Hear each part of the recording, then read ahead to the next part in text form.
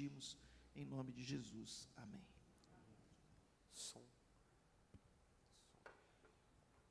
Bom dia, irmãos. Graça e paz. Vamos abrir as nossas Bíblias em 1 Coríntios, capítulo 1.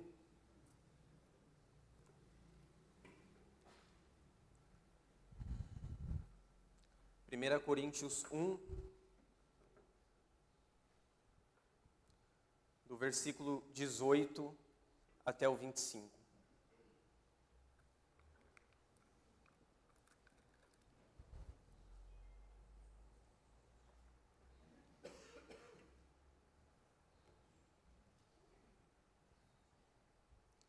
É uma alegria estar com vocês novamente, irmãos, pregando a palavra e celebrando a ceia, esse dia tão especial.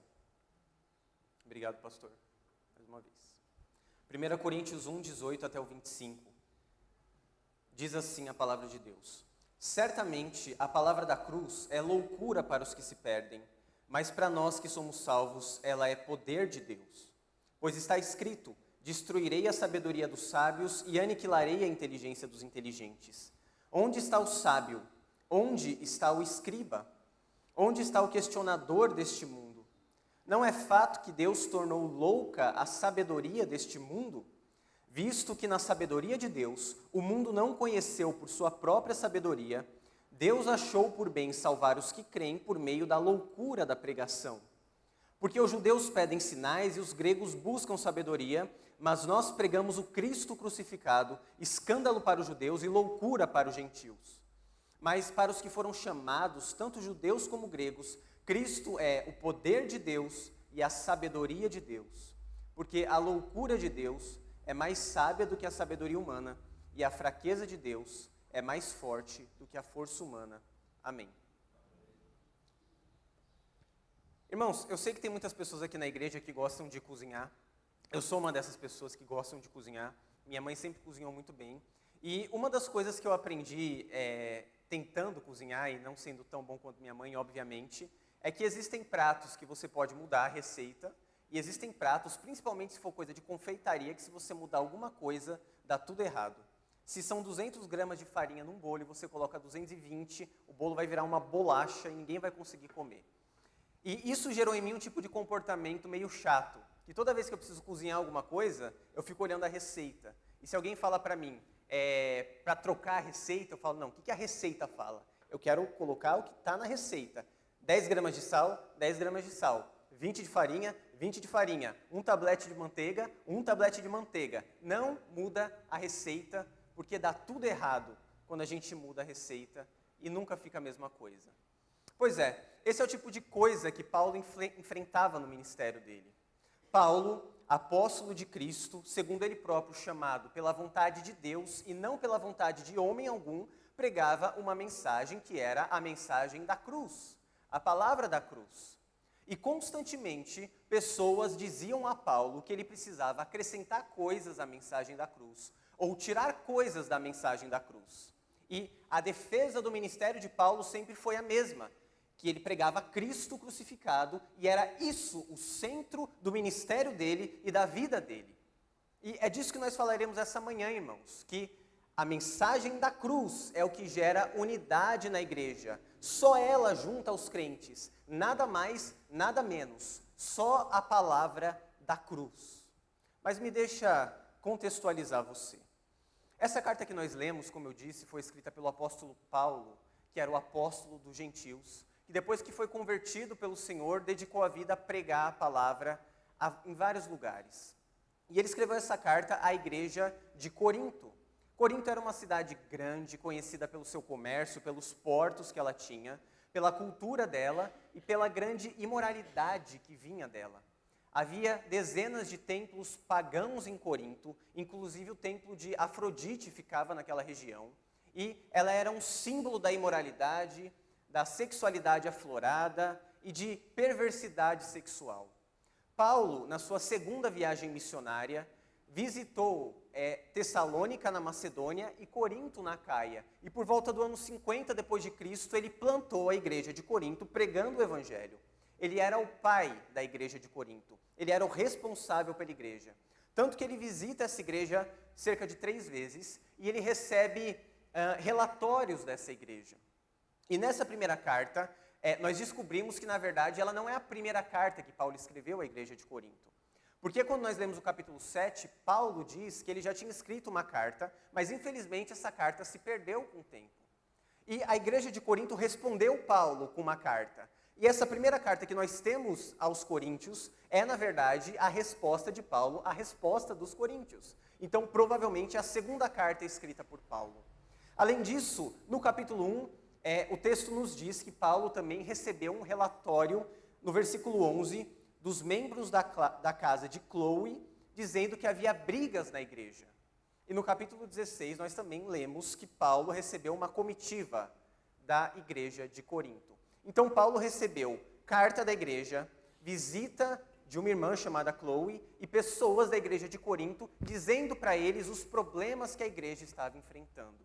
E nessa primeira parte da carta aos Coríntios, que vai até o capítulo 4, Paulo está respondendo o primeiro problema levantado por Chloe, por essa irmã, que a igreja enfrentava. E o grande problema é divisões na igreja, brigas na igreja, facções na igreja. Lendo do versículo 10 ao 17, nós entendemos que um dos problemas graves da igreja de Corinto é que tinham pessoas na igreja que seguiam a Paulo, pessoas que seguiam a Apolo, pessoas que seguiam a Pedro e pessoas que seguiam a Cristo. A igreja estava dividida, rachada. Isso gerava brigas, dissensões, facções no meio da igreja. E essa é a primeira resposta de Paulo à igreja, o primeiro assunto tratado. Como a igreja pode ter unidade? Como resolver os problemas da igreja, as brigas na igreja, os rachas na igreja? Como é possível responder isso? Como resolver esse problema? E no versículo 17, se você puder acompanhar comigo, que é o versículo imediatamente anterior ao que nós lemos, que é o 18, Paulo escreve o seguinte: afinal, Cristo não me enviou para batizar, mas para pregar o evangelho, não com sabedoria de palavra, para que não se anule a cruz de Cristo. Então ele começa no 18, certamente a palavra da cruz é loucura aos que se perdem, mas para nós que somos salvos é o poder de Deus. O versículo 18 começa com uma conjunção. Na língua original é por quê. Então Paulo está explicando o que ele quis dizer no 17. Basicamente, Paulo faz um contraste aqui, gente, falando que existe sabedoria de palavra, e o contraste à sabedoria de palavra é a palavra da cruz. A palavra da cruz, que é loucura aos que se perdem, mas para nós que somos salvos é o poder de Deus. E esse é o primeiro ponto, essa é a primeira resposta de Paulo, de 2 que nós teremos hoje. E o primeiro ponto é, existem os salvos e os perdidos. Os salvos que ouvem a palavra da cruz se unem a partir da palavra da cruz. E os perdidos que escutam sabedoria de palavras, palavras de sabedoria humana, eles não se unem, eles permanecem separados, porque é só a palavra da cruz, é só Cristo crucificado que une a igreja. As facções que surgem na igreja surgem por conta de sabedoria de palavras, mas a palavra da cruz junta o povo de Deus. E o povo de Deus caminha unido a partir da palavra da cruz, da pregação do evangelho, de Cristo crucificado. E isso é um problema para o público que Paulo está escrevendo, porque a igreja era eminentemente formada por judeus e por pagãos, por gregos, por pessoas que estudavam filosofia grega. E Paulo, de cara, lança essa mensagem impopular para as pessoas, dizendo que a sabedoria de Deus é a palavra da cruz. Isso, para um judeu que escutasse, ia ser muito ofensivo, porque a lei dizia que era maldito todo aquele que morresse no madeiro. A cruz era um símbolo de maldição. Quem morria numa cruz era aquele que recebia, digamos, maldição de Deus, que merecia um julgamento tão severo a ponto de agonizar numa cruz. Paulo já ofende os judeus, falando da morte de cruz de Cristo. Por outro lado, ele também ofende os gregos, porque quem morria numa cruz na época romana eram os ladrões que morriam fora da cidade. E foi exatamente o que aconteceu com Jesus. Ele é crucificado e morto como um ladrão, e morto entre ladrões.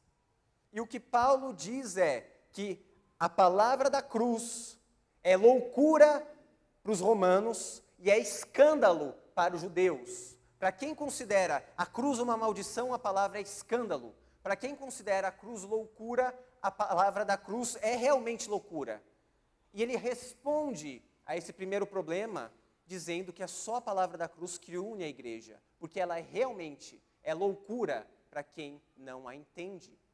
Então ele vai para o versículo 19 e diz: está escrito, destruirei a sabedoria dos sábios, aniquilarei a inteligência dos inteligentes. Isso é uma citação, irmãos, de Isaías 29, 14. Quando Deus está dizendo, num versículo conhecido, que vocês conhecem provavelmente, esse povo me honra com os lábios, mas o seu coração está longe de mim. E o versículo continua em Isaías dizendo que Deus destruiria a sabedoria dos sábios e aniquilaria a inteligência dos inteligentes. Ou seja, aquele que pensa que é sábio não é aquele que honra a Deus só com os lábios, mas tem um coração distante dele. E esse é o ponto de Paulo aqui, gente. O ponto de Paulo é que para quem não tem o coração transformado, para quem não tem o coração convertido, a palavra da cruz é loucura. E a pessoa que não conhece a Cristo, que não teve um coração transformado por Ele, não consegue se unir ao povo de Deus e manter unidade no meio da igreja, porque ela quer acrescentar coisas à palavra da cruz, ou porque ela quer tirar coisas da palavra da cruz, porque ela acha que a palavra não é suficiente, porque ela acha que o evangelho não é suficiente para unir o povo de Deus. E Paulo, no versículo 20, ainda, digamos que, debocha dessas pessoas, dizendo: onde está o sábio? Onde está o escriba? Onde está o questionador desse mundo? Não é fato que Deus tornou louca a sabedoria desse mundo? Isso é maravilhoso. É Paulo dizendo que toda a sabedoria que é buscada fora da cruz é loucura. E se você tentar entender o evangelho sem ter um coração transformado e sem que Deus mostre o evangelho, mostrando a loucura realizada na cruz, você não vai conseguir. Eu lembro quando eu fazia pós-graduação lá em ciência política, eu tive uma palestra de um rapaz muito conhecido, é um canadense chamado Stephen Hicks. E eu lembro que foi anunciado para a gente que a gente teria essa palestra, e quando eu cheguei lá no auditório da pós, estava lotado, mais do que a igreja, assim, gente de pé, o pessoal eufórico para ouvir o que ele tinha para falar. E aí eu consegui sentar só porque a turma tinha um assento reservado ali. Começou a palestra e ele falava, e bom, canadense falando inglês, eu acho que eu entendi 10% da palestra, mas enfim. E falando, e o pessoal dando risada do que ele falava, e sabe, anotando, e aquela euforia para entender o que o cara falava. Quando terminou a palestra, era para ter uns 15 minutos de perguntas, e ficaram perguntando 1 hora para ele, e ele respondendo. Quando saiu, pediram um autógrafo, ele saiu, aquela euforia toda. E depois, quando terminou, eu fui falar com os meus colegas da turma, e o pessoal falando: nossa, que coisa maravilhosa, né? Que palestra incrível, esse cara é gênio, tudo. E eu, quando saí da palestra, me senti muito triste. A palestra foi muito boa mesmo. Ele falou sobre economia, falou sobre ciclos econômicos, foi uma coisa muito interessante. Só que eu fiquei triste por pessoas ficarem tão eufóricas em ouvir um homem falar. E eu me lembrei que todos os domingos eu estou na igreja escutando Deus falar. E eu vi o contraste de pessoas que ouvindo um homem falar ficam extremamente eufóricas, e anotam, e perguntam, e ficam felizes de ter a oportunidade de escutar um homem falar. E na igreja, muitos e muitos que escutam a palavra de Deus domingo após domingo e não têm expectativa nenhuma, e não se importam com a coisa mais importante do mundo que acontece aos domingos, que é a pregação da cruz acontecendo na igreja, que é Cristo crucificado. Irmãos, Cristo está presente no culto. Cristo está presente quando Ele é anunciado. Quando a palavra é fielmente pregada, a palavra da cruz, Cristo se faz presente. O Espírito Santo atua no meio da igreja. Os céus estão abertos, os anjos de Deus sobem e descem, e o povo de Deus recebe graça de Deus, que pode uni-lo, que pode santificá-lo, que pode avivá-lo. É a palavra da cruz que transforma o homem, e é só ela, nem mais nem menos. Não são homens falando, é o que Pedro diz na sua carta, Porque nenhuma profecia foi dada por particular elucidação, mas homens santos falaram através do Espírito Santo. É Deus que fala através da pregação, é o Espírito que atua. E você precisa receber essa mensagem como palavra de Deus. É a pregação da cruz que move o mundo. E nesse tempo de agitação política é mais importante ainda ouvir isso. E nesse mês de reforma protestante é mais importante ainda. Porque existe a grande possibilidade do seu coração nesse tempo estar em políticos, estar em campanhas, estar em todo tipo de coisas que acrescentam a palavra, que retiram coisas da palavra.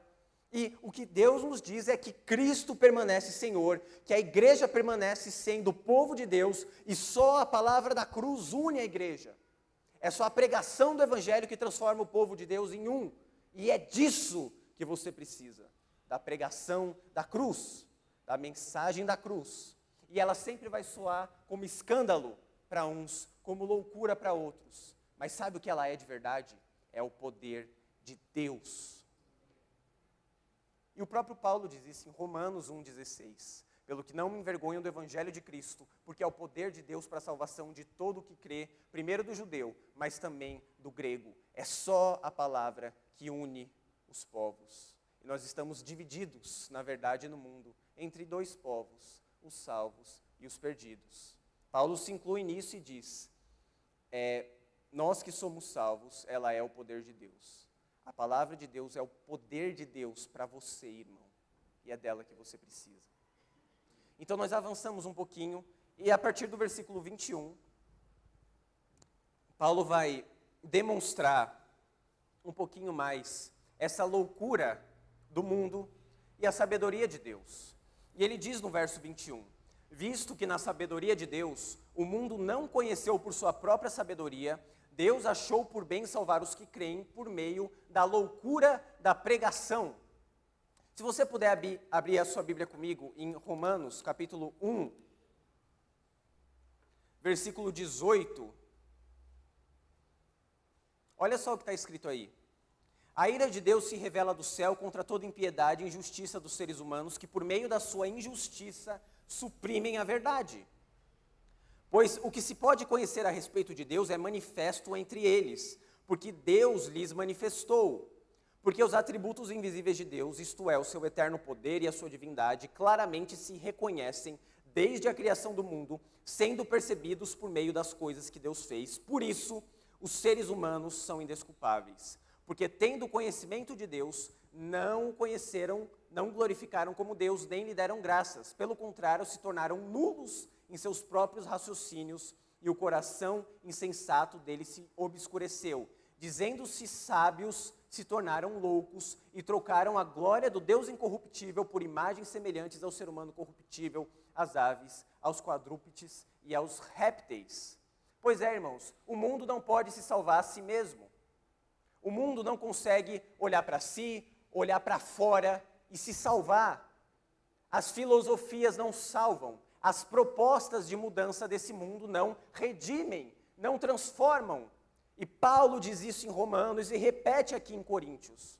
Ele diz que Deus se revelou na natureza, só que os homens são indesculpáveis porque não conheceram e trocaram a glória do Deus incorruptível pela sua própria vontade. E começaram a idolatrar as coisas que foram criadas em vez de adorar o Criador. O mundo não pode se salvar. É só a palavra da cruz que pode fazer isso. É só a sabedoria de Deus demonstrada na cruz que pode transformar a humanidade.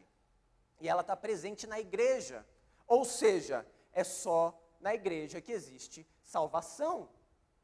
É só quando a palavra é pregada, quando Cristo é anunciado, quando nós celebramos os sacramentos, quando a igreja avança que o mundo pode ser transformado. E não a partir de filosofias que existem por aí. Nessa mesma pós-graduação que eu fiz, eu conheci um rapaz muito inteligente, muito mais inteligente que eu, e ele não era cristão, e ele estava querendo encontrar um estilo de vida que fosse muito bom. E ele falou, cara, eu estou juntando agora 3 filosofias. O estoicismo, o espiritismo e o liberalismo. E eu aprendi que no estoicismo eu consigo ser muito forte e resistir às coisas que vêm no mundo. O espiritismo me conecta com Deus e o liberalismo mostra que a responsabilidade é minha. Ele falou, e você, o que você pode me falar do cristianismo? Por que a igreja cristã por tanto tempo, continua sendo forte, avançando, e o cristianismo não está nem perto de acabar. O que você pode me falar da filosofia cristã?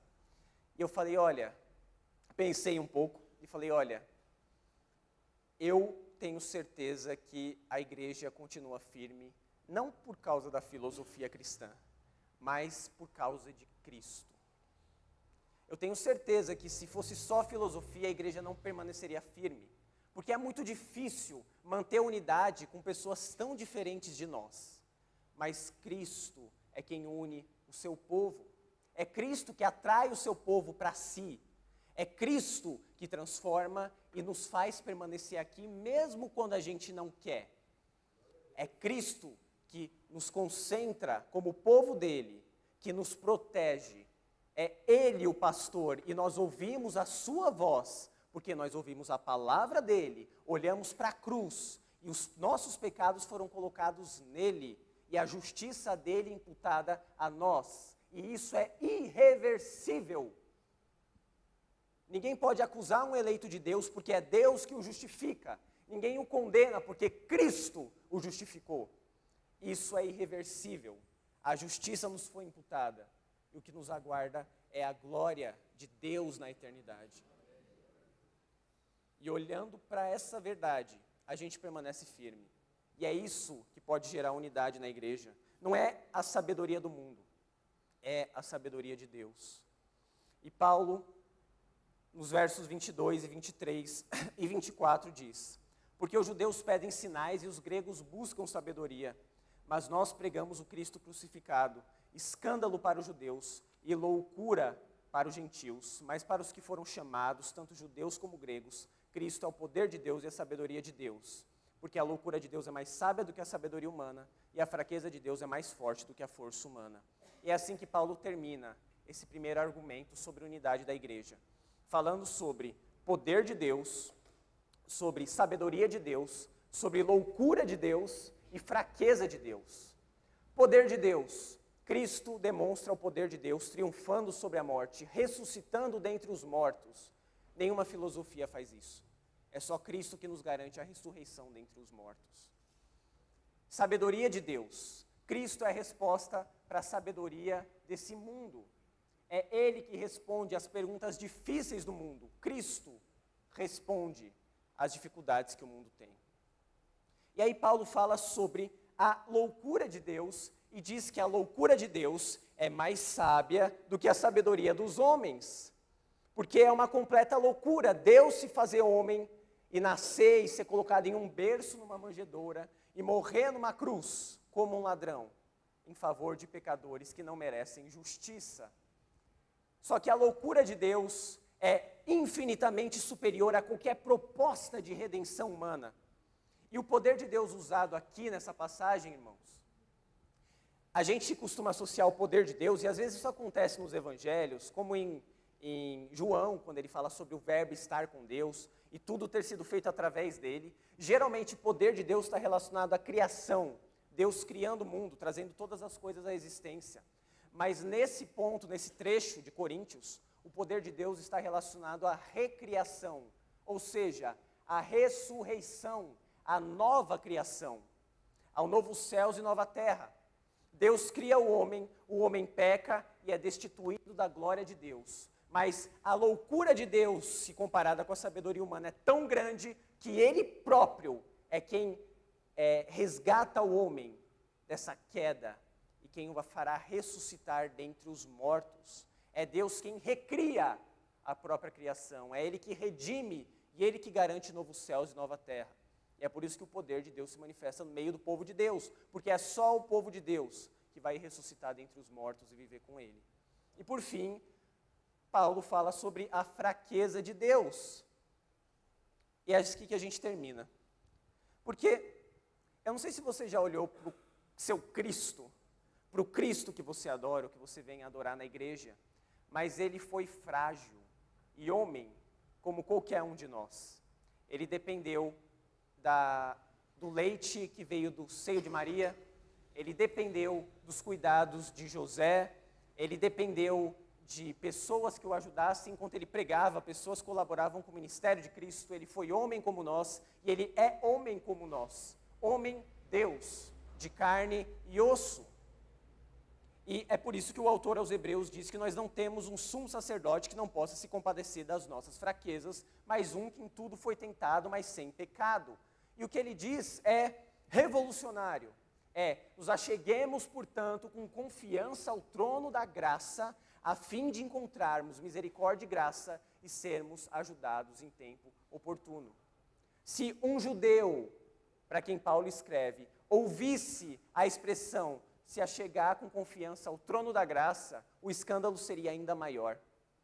Porque no Antigo Testamento, a gente tinha o dia da expiação, em que o sacerdote entra uma vez por ano no lugar santíssimo, sacrifica, faz o sacrifício, joga o sangue ali no propiciatório e sai correndo dali com uma cordinha amarrada. Se ele não voltar, já sabem que ele morreu. O lugar santíssimo não é para ficar morando, não é para entrar com confiança, é para entrar, fazer o sacrifício e sumir de lá.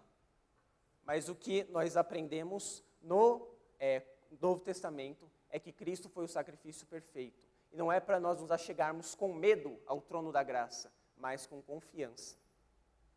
Isso é revolucionário, porque o poder de Deus se manifesta através da cruz.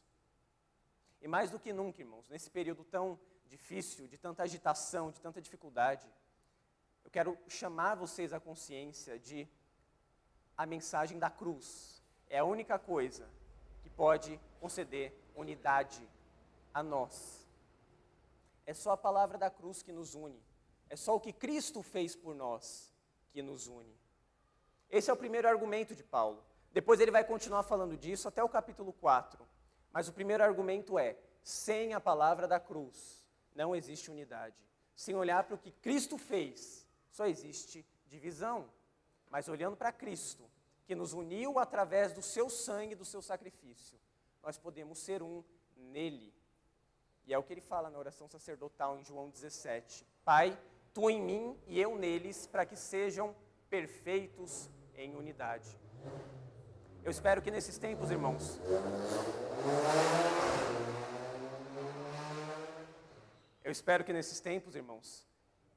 nós olhemos para a cruz, sabendo que é só a cruz que pode nos salvar, redimir e nos trazer unidade. Nós precisamos de Cristo, e não de algo que se pareça com Ele. É só a palavra da cruz que pode nos fazer um. Vamos orar, gente? Senhor, nós te louvamos por esse dia, por essa oportunidade de estarmos aqui cultuando a Ti. E eu peço que o Senhor nos abençoe e nos una a partir da cruz. Livra-nos das divisões e das dificuldades de estarmos em unidade.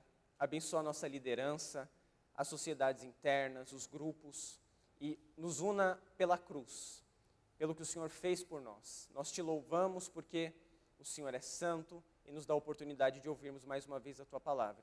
Agora nos abençoe na escola dominical e o nosso domingo, e glorifica o Teu nome no nosso meio. É o que nós pedimos em nome de Jesus. Amém. Deus abençoe, irmãos.